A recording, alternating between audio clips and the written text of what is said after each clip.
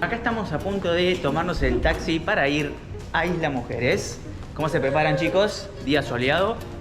Veremos qué pasa.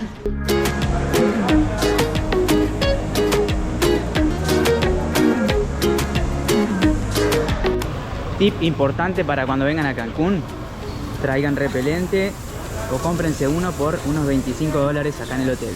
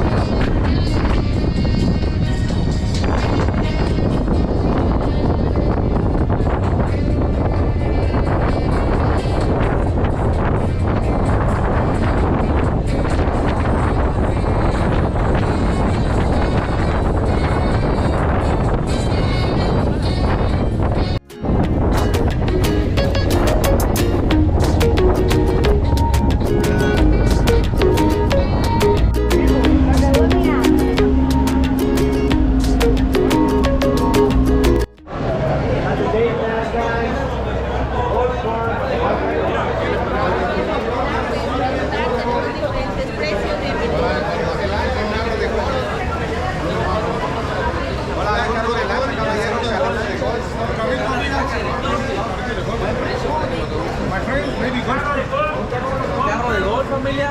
Frente de carrito, caballero. Gracias.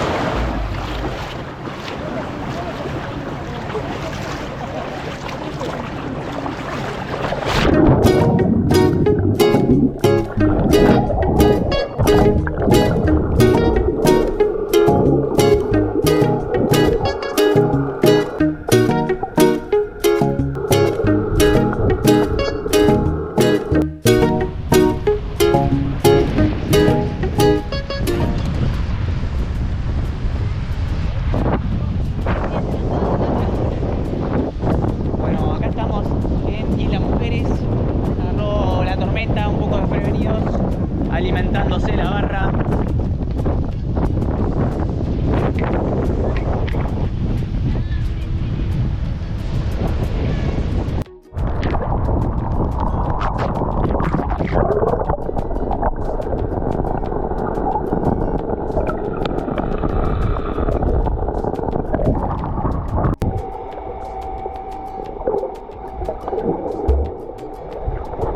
Bueno, después de una breve interrupción por la tormenta, la lluvia, volvimos a nuestro lugar esperando por nuestra confesión. Ya terminamos nuestra travesía, estamos volviendo en el ferry.